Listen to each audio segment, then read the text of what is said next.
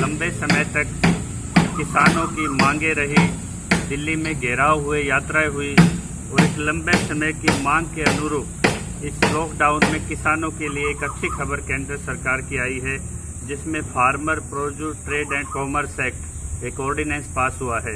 इसी के साथ हमारे दर्शकों की हमारे बार बार फ़ोन कॉल जा रहे थे कि इस एक्ट के बारे में विश्लेषण करके बताएं, ये कहां तक किसान के लिए हितकारी है और कहां तक इसमें कुछ चुनौती आएंगी। आपको बता दें, डॉक्टर कुरियन जिन्होंने दुग्ध क्रांति की थी, उन्होंने फार्मर प्रोड्यूस सोसाइटी के मॉडल पे पूरे देश में अमूल की एक सप्लाई चेन की, जिसके बारे में हमने पहले वाली वीडियो में आपको बताया। उसी का अगर रिप्लिकेशन कोई होता है तो one nation one market concept पे जाके ये पूरा होता दिखाई दे रहा है। सबसे पहले हम बता दें आपको, ई नाम प्रोजेक्ट पे फर्स्ट फेज में 350 करोड़ रुपए खर्च हो चुके हैं और 177 मंडियों का राष्ट्रीयकरण हो चुका है। कुल देश में 7000 के करीब कृषि उपज मंडियां हैं और इन मंडियों में 13 राज्यों की मंडियां जो ई नाम से जुड़ चुकी हैं। तो पूरे देश में एक जीएसटी हो, इंस्पेक्टर राज से मुक्ति हो और किसान की उपज का जहां उसको अच्छा लाभ मिले, उसके लिए पूरा राष्ट्र, पूरा बाजार उसके लिए खुला हो। और इसके 3 मुख्य फायदे किसानों को होने वाले हैं।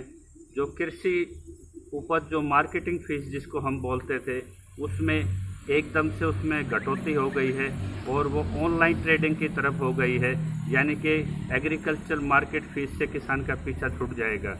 दूसरा, इसमें किसान की जो मार्जिनल है, डेफिनेटली मिडलमैन इससे हट रहा है, तो किसान को इसका मार्जिन भी जाएगा। और चौथा ये जाएगा कि एग्रीकल्चर एक सब्जेक्ट मैटर था स्टेट्स पे, तो जिस लाइसेंस के लिए ट्रेडिंग के लिए मध्य प्रदेश का उदाहरण दीजिए, वहाँ कुछ उपज के लिए 1 करोड़ रुपए तक के लाइसेंस और निदेशक ट्रिब्यूनल मार्केटिंग से निकल के जाना पड़ता था।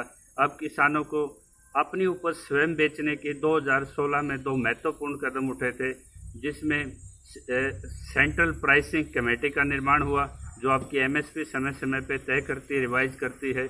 और दूसरा, किसान को सीधे अपनी उपज मंडी में बेचने की स्वतंत्रता मिली, लेकिन लिमिटेड उसके लिए मार्केट होने के कारण उसका लाभ किसान अभी तक ले नहीं पाया था।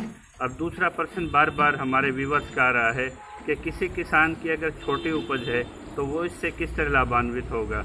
छोटी उपज के लिए जैसे मध्य प्रदेश, राजस्थान में फार्मर फ्रेंडली जो एफपीओ के माध्यम से, कोऑपरेट सोसाइटियों के माध्यम से जो खरीद हो रही है, इसमें सिर्फ आपको ऑनलाइन अपना रजिस्ट्रेशन कराना है। वैसे भी एमएसपी के लिए ऑनलाइन रजिस्ट्रेशन आवश्यक है। और आपको पता है, आंकड़े सर्वविदित हैं कि 94% एमएसपी लगने के बाद भी किसान अपनी प्राइवेट खरीद करता है और एमएसपी का मात्र 6% लोगों को लाभ मिलता है। जब किसान को अपनी उपज प्राइवेट मंडी में बेचनी है तो कम से कम उसके लिए एक रास्ता तो खुला रहे। जब ज़्यादा खरीदार होंगे तो किसान की उपज का भाव अच्छा मिलने की एक संभावना इसमें है कि सिंगल विंडो क्लियरेंस सिस्टम होगा, one nation one tax system पे ये काम करेगा और कोई भी ऑनलाइन रजिस्ट्रेशन और पेमेंट का इसमें 3 दिन में भुगतान के प्रावधान है और अक्षय एसडीएम को इसमें नोडल अफसर का प्रोविज़न किया गया है। और इसी के साथ हम इसमें बता दें कि आज जीडीपी में जो किसान का प्रतिशत था, एक जीडी में 17% से होके और वो 12% तक आज ड्रॉप हुआ है। तो 6-7 स्टेट्स ने इसके लिए यार्ड्स वगैरह भी तैयार कर रखे हैं। अब बात आती है हरियाणा की। हरियाणा में जो एमएसपी के अल्टरनेट में जो बीबीवाई स्कीम ली गई थी, भावांतर भुगतान योजना, वो एक तरह के मध्य प्रदेश की सबसे फ्लॉप स्कीम है, क्योंकि उसमें खरीद से सरकारें बचती हैं और खरीद की जिम्मेदारी सरकार की नहीं होती। और कई विद्वानों ने यहाँ तक कहा कि उपज की गुणवत्ता के हिसाब से आप उसकी एमएसपी तय कीजिए, वो बीबीवाई स्कीम से कहीं अच्छी है। तो एमएसपी कानून की जहाँ बार बार उठती है, अगर आप प्राइवेट खरीद पे और पूरे राष्ट्र को एक बाजार में ला रहे हो, अगर आपने कहीं पे इससे पहले एमएसपी एक्ट को इन्फॉर्मेशन सेंट्रल एक्ट नहीं किया, तो निश्चित तौर पे इसमें बड़े कॉरपोरेट की किसानों को लूट की संभावनाएं बनेंगी। अगर बीइंग रेगुलेटर और कानून के फ्रेमवर्क में अगर आप इस रेगुलेटर को एक पूरे देश में समान रूप से एमएसपी कानून लागू कर देते हैं, तो एमएसपी के रेट पे खरीदो या प्राइवेट खरीदो, जब एक सूचांक आ जाएगा कि इससे नीचे की खरीद जो करेगा उसकी सज़ा होगी, उसका लाइसेंस रद्द होगा, तो निश्चित तौर पे तब जैसे कंपटीटर में आज मिडल मैन है, कॉरपोरेट आएंगे, तो उसी तरह किसान को भी तभी फ़ायदा हो पाएगा जब इस पे एमएसपी एक कानून इन्फोर्समेंट एक स्ट्रक्चर काम करेगी। तो इसके लिए किसानों को तैयार रहना पड़ेगा। लेकिन इसी बीच में हमने पहले भी कहा था, जब भी कृषि में कोई मार्केटिंग रिफॉर्म होता है तो 5-5 करोड़ और 3-3 हज़ार एकड़ के जो किसान नेता बनते हैं वो कहीं ना कहीं मिडल मैन के लिए काम करते हैं और वास्तव में किसानों का उनसे कोई लेना देना नहीं है। आज 14 करोड़ से ऊपर देश में फार्मर्स हैं, जिसमें 68% उसका भाग वो सीमांतर मार्जिनल किसान का आता है, जिसमें काश्तकार किसानों का बहुत बड़ा हिस्सा है, 40% तक हिस्सा है। एक बड़ा क्षेत्र में जिसको सरकार को काम करना है वो काश्तकार किसान भी है। अगर आप बाजार भाव में ओपन मार्केट में आप किसान को रख रहे हैं तो पहले आपको उस काश्त किसान के रजिस्ट्रेशन के लिए और जो मॉडल लीज लैंड एक्ट था उसको आपको स्टेट में अमेंडमेंट्स करना पड़ेंगे या उसके रूल्स में आपको कुछ बदलाव करने पड़ेंगे ताकि हर किसान को उस उपज का लाभ मिले। तो ये एक अच्छी शुरुआत है, लेकिन इस शुरुआत के साथ जैसे अकाली पंजाब में इसमें शोर मचाएंगे लेकिन वो भाजपा का समर्थन नहीं हटाएंगे, इसी तरह से कुछ नेता इसमें अपनी नेतागिरी चमकाने के लिए भले इस कंसेप्ट को बगैर समझे इस पर कुछ आपत्तियाँ करें, लेकिन ये कंसेप्ट पूरे देश के किसानों को एक मुक्त बाजार देता है और जिसकी लंबे समय से आवश्यकता थी। सरदार पटेल का भी एक सपना था और डॉक्टर वर्गीज दुग्ध क्रांति के वैज्ञानिक का भी एक सपना था, लेकिन इसको बीजेपी आज के समय में लागू करते वक्त एक चीज़ भूल गई कि आज जो एमएसपी पे हरियाणा में खरीद कर रही थी 17 लाख मीट्रिक टन गेहूं कम खरीद हुई है, 7 लाख मीट्रिक टन सरसों कम खरीद हुई है। सरसों की खरीद को बीच में रोक दिया गया, तो एमएसपी के वायदे करके सरकार बीच में खरीद को छोड़ के भाग गई है और पहले से हर साल गुणात्मक रूप से कम खरीद की तरफ जा रही है और वाहवाही और एडवर्टाइजमेंट एमएसपी के नाम पे बहुत बड़ी होती है।